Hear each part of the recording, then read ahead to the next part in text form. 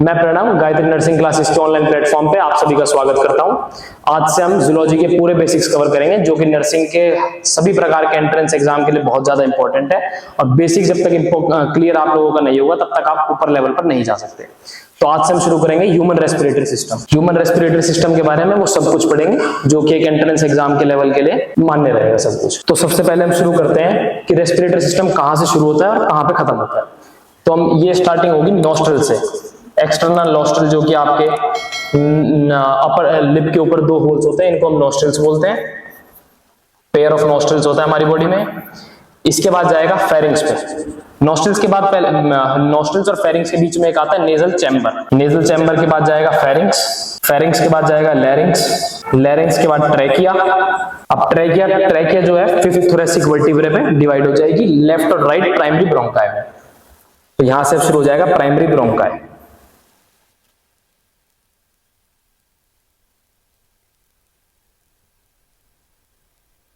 Primary bronchi के बाद आपका आएगा सेकेंडरी ब्रोंकाई। सेकेंडरी ब्रोंकाई के बाद आपका आएगा टर्सरी ब्रोंकाई। टर्सरी ब्रोंकाई के बाद इनिशियल ब्रोंक्यूल्स, और इनिशियल ब्रोंक्यूल्स के बाद ये जाएगा टर्मिनल ब्रोंक्यूल्स पे। टर्मिनल ब्रोंक्यूल्स बाद में खत्म हो जाएंगी एल्वियोलाई पे। तो एक्सटर्नल नॉस्ट्रल से लेके एल्वियोलाई तक का पूरा ह्यूमन रेस्पिरेटरी सिस्टम होता है।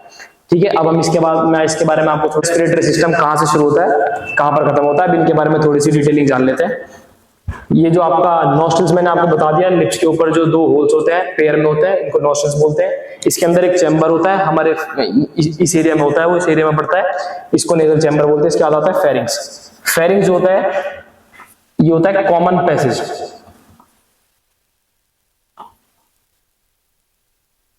कॉमन पैसेज होता है किस किस के लिए? फूड और एयर के लिए, ये कॉमन पैसेज होता है। फिर आता है लैरिंग्स। लैरिंग्स को हम बोलते हैं साउंड बॉक्स। ये कार्टिलेजिनस होता है।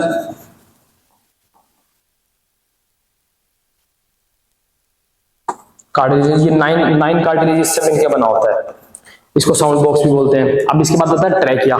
ट्रैकिया जो होता है, ट्रैकिया होता है विंड पाइप जिसमें से एयर पास करती है, इसमें से विंड पाइप करेगी। इसकी ओपनिंग को बोलते हैं ग्लोटिस, जो कि कवर्ड होती है एपिग्लोटिस से। एपिग्लोटिस होता है थिन कार्टिलेजिनस फ्लैप की तरह काम करता है, ये बताया जाएगा अभी आगे। अब इसके बाद हम अगले पेज पे चलते हैं। अब यहाँ पे एक डायग्राम बनाने की कोशिश करते हैं। ये इस तरीके से होता है। ये आपका हो गया लैरिंग्स, ये आपका हो गया एपिग्लोटिस।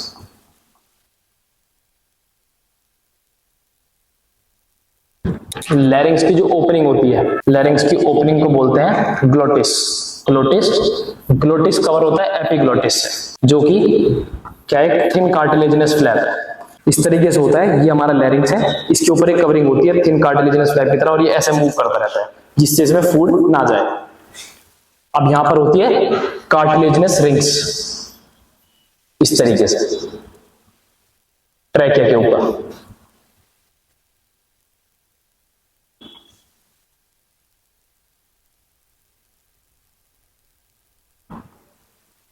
ये क्या होती है? Cartilaginous rings. सी शेप की होती है ये। इनको सी शेप क्यों बोलते हैं? क्योंकि ये डोर्सली ओपन होती है।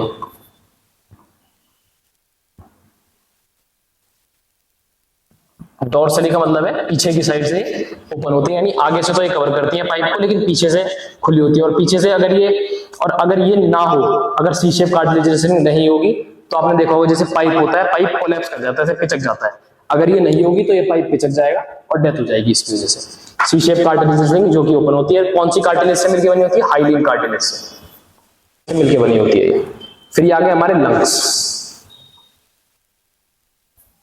लंग्स के ऊपर भी, लंग्स की दो लेयर्स होती हैं, दो सरफेसेस होती हैं।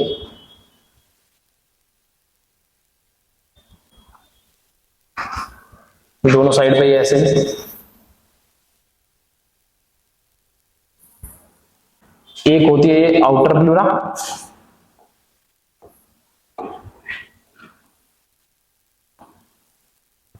एक होती है इनर प्लूरा।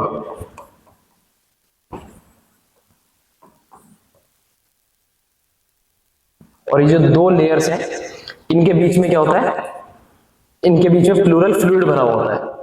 ये जो सरफेस है ना, यहां पर एक तरीके का फ्लूइड भरा हुआ होता है पूरे में, इधर भी और इधर भी।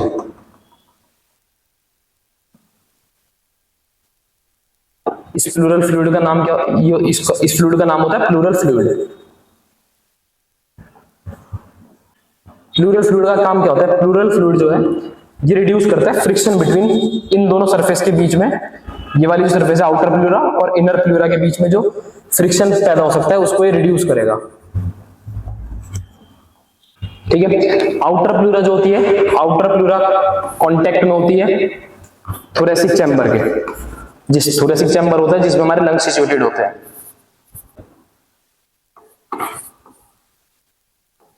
और इनर प्लूरा जो होती है ये कांटेक्ट में होती है लंग्स के।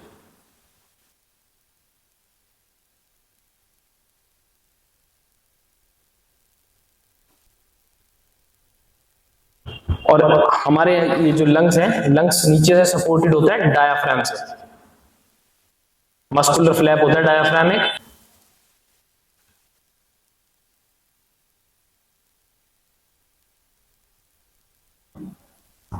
और इसी सेटअप को बोलते हैं, ये जो पूरा सेटअप बन गया डायाफ्राम के मिला के पूरा, इसको बोलते हैं थोरेसिक चैम्बर। ये एक एयर टाइट चैम्बर होता है, यानी कि अगर इस चैम्बर में कुछ भी चेंजेस होंगे इस चैम्बर में तो वो हमें लंग्स की कैविटी में, लंग्स के वॉल्यूम में भी चेंज देखने को मिलेगा।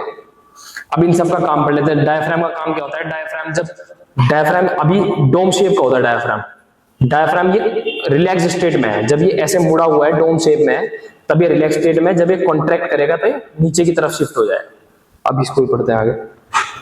और ये जो हमारी ट्रैकिया है ना, ट्रैकिया डिवाइड होती है फिफ्थ थोरेसिक वर्टिब्रे पे।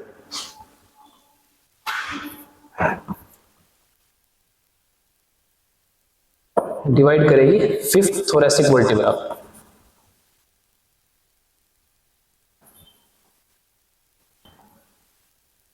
इसके बाद जब हम आगे चलेंगे, इसके बाद दो तरीके के पार्ट होते हैं। ये इसमें एक चीज हो रहेगी, जो आपका ट्रैकिया से लेके सी शेप कार्टिलेजिनस रिंग्स जो बताई थी, वो ट्रैकिया से लेके इनिशियल ब्रोंकियोल्स तक,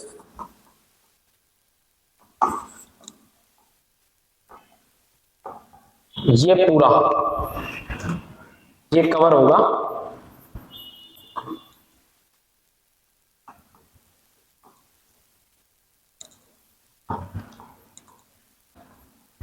जो सी शेप कार्टिलेजिनस रिंग्स बताई थी उनसे इनिशियल ब्रोंकियोल्स तक कवर होगा, यानी कि टर्मिनल ब्रोंकियोल्स जो हैं,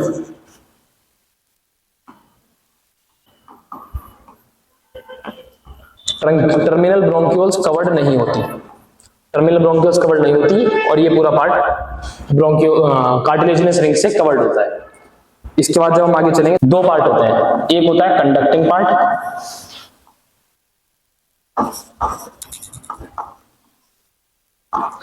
और एक होता है रेस्पिरेटरी पार्ट, यानी को जोन्स भी बोलते हैं।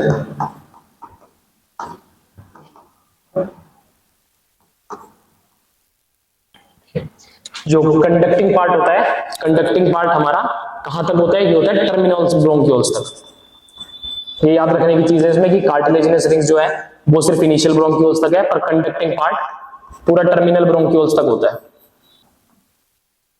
और उसके बाद जो एल्वियोलाई है या फिर और भी जो उसकी डक्ट्स हैं वो सारा इसमें आता है रेस्पिरेटरी पार्ट में।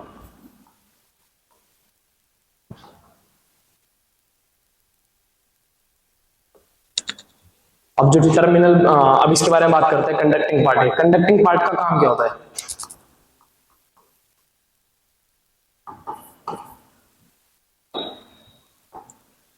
कंडक्टिंग पार्ट का काम क्या होता है, ये क्या करता है, ह्यूमिडिफाई करता है एयर को।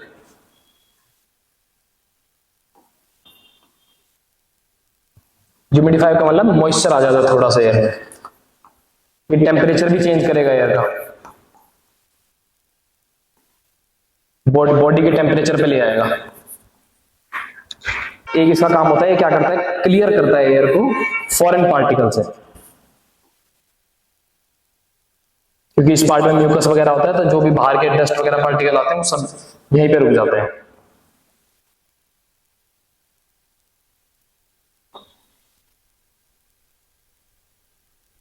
अब इधर आते हैं रेस्पिरेटरी पार्ट के फंक्शन पे। रेस्पिरेटरी पार्ट का फंक्शन क्या होता है?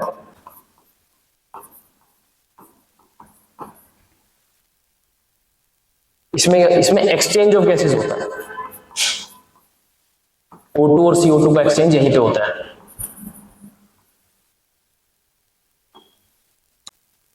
तो रेस्पिरेटरी पार्ट का फंक्शन हो गया एक्सचेंज ऑफ गैसेस। अब इसके बाद आगे चलेंगे। आप सभी ने सुन रखा होगा, तो दो प्रोसेस होते हैं, एक होता है इंस्पिरेशन,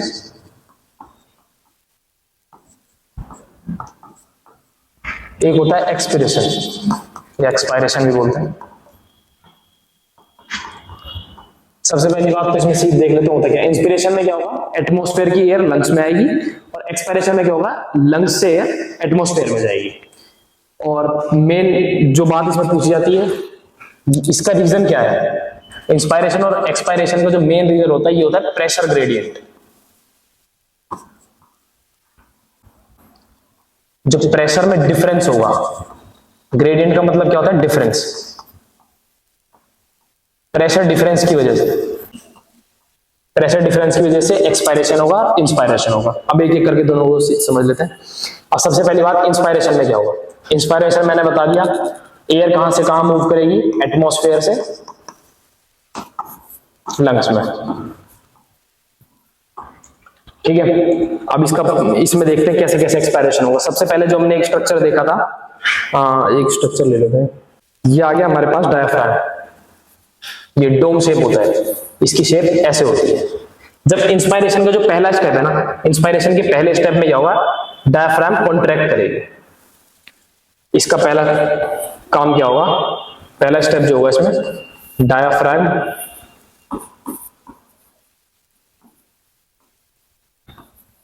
कॉन्ट्रैक्ट करेगी।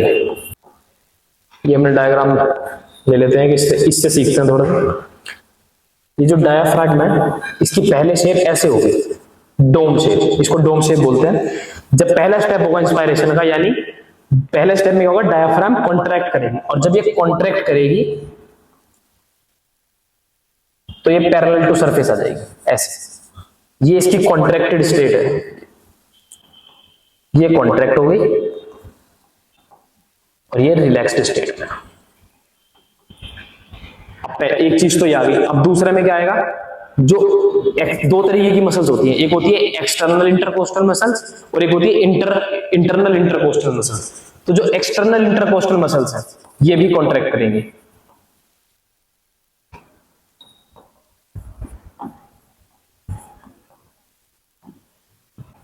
अब एक्सटर्नल इंटरकोस्टल मसल्स क्या होती है?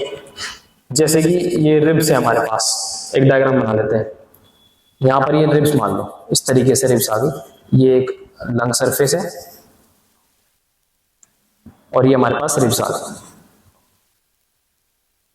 तो इसमें इन रिब्स के बीच में जो मसल्स होंगी, इधर बाहर की तरफ जो मसल्स होंगी रिब्स के बीच में, ये जो मसल्स है, इनको बोलते हैं एक्सटर्नल इंटरकोस्टल मसल्स। तो जब ये कॉन्ट्रैक्ट होगी, जैसे ये रिब्स है, अब रिब्स के बीच में यहां पर मसल्स है, तो जब ये ऐसे कॉन्ट्रैक्ट होगा ना, तो ऐसे, तो ये वॉल्यूम बढ़ेगी इसकी। तो जब ये कॉन्ट्रैक्ट होगी तो ये ऐसे ऊपर उठेगा, तो ये इसकी वॉल्यूम बढ़ जाएगी। इससे समझ लेते हैं इसको।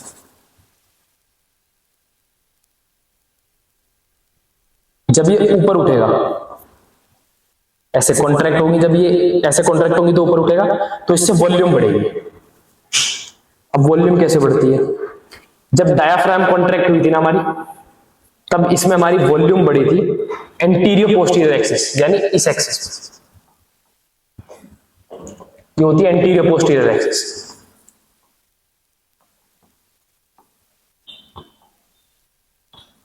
ये होती है एंटीरियर पोस्टीरियर एक्सिस और ये होती है डोर्सोलेटरल एक्सिस। जब एक्सटर्नल इंटरकोस्टल मसल्स कॉन्ट्रैक्ट करेंगी तो इसमें जो वॉल्यूम इंक्रीज होगी वो होगी dorso ventral axis.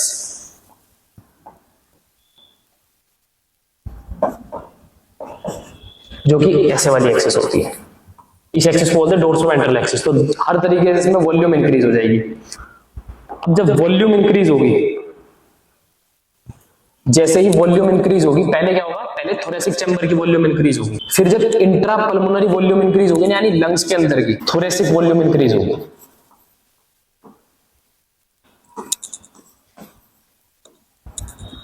Thoracic volume increase से होने से क्या हुआ, इंट्रा पल्मोनरी वॉल्यूम, यानी कि जो लंग्स के अंदर की intra pulmonary,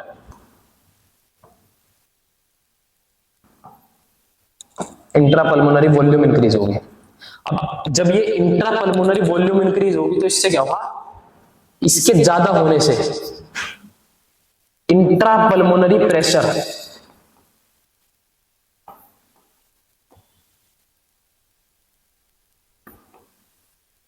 intra pulmonary pressure decrease होगा। इंट्रा पल्मोनरी प्रेशर डिक्रीज हुआ है, इंट्रा पल्मोनरी प्रेशर डिक्रीज हुआ है यानी लंग्स के अंदर का प्रेशर डिक्रीज हुआ है, तो एटमॉस्फेयर का प्रेशर ज्यादा है। जब एटमॉस्फेयर का प्रेशर ज्यादा है और अंदर का कम है तो यानी एयर एक्सटर्नल से यानी एटमॉस्फेयर से हमारे लंग्स के अंदर आएगी। अब क्या हो गया, जो एटमॉस्फेरिक प्रेशर है ज्यादा है और हमारा आईपीपी इंट्रा पल्मोनरी प्रेशर कम है, इसमें क्या होगा, एयर क्या करेगी, air move from atmosphere to inside the lungs, atmosphere to inside the lungs. अब ये सारा प्रोसेस था इंस्पिरेशन का। अब एक्सपिरेशन में जस्ट अपोजिट होता है इसका, यानी कि अब ज्यादा लिखेंगे नहीं, इसी में समझ लें। जैसे अब यहां पर कॉन्ट्रैक्ट हुआ था, एक्सपायरेशन की बात कर रहे हैं, ये कॉन्ट्रैक्ट होके फ्लैट हो गया था। अब डायफ्राम क्या होगा, दोबारा से रिलैक्स स्टेट में होगा, यानी दोबारा से वापिस अपनी डोम शेप को रीगेन करेगा। तो इससे एंटीरियर पोस्टीरियर एक्सिस में वॉल्यूम कम हो जाएगी। फिर जो लंग्स थी वो भी रिलैक्स, लंग्स की जो एक्सटर्नल इंटरकोस्टल मसल्स थी वो भी अपने एक्सिस में दोबारा आ जाएंगी, जहां थी वैसी वैसी आ जाएंगी वापस। यानी ये पहले ऐसे गया था, अब ये फिर से ऐसी अपनी नॉर्मल शेप में आ जाएगा। इससे डोर्सो वेंट्रल एक्सिस में वॉल्यूम कम हो जाएगी। अब जब दोनों हर तरीके से वॉल्यूम कम हो गई, अब जब एक्सपायरेशन में जब हम देख रहे हैं कि आपकी थोरेसिक वॉल्यूम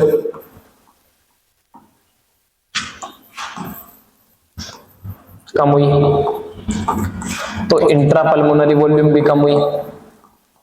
अब जब ये दोनों कम हुई है, जैसे कि पीछे बताया था, इनका रिवर्स होता है इंट्रा पल्मोनरी प्रेशर, तो यानी कि intra pulmonary pressure IPP increase होगा। अब जब लंग्स के अंदर का प्रेशर इंक्रीज हो गया है और एटमॉस्फेयर का प्रेशर कम है, तो लंग्स से एयर एटमॉस्फेयर में वापस जाएगी। अब क्या होगा, air move from lungs to atmosphere.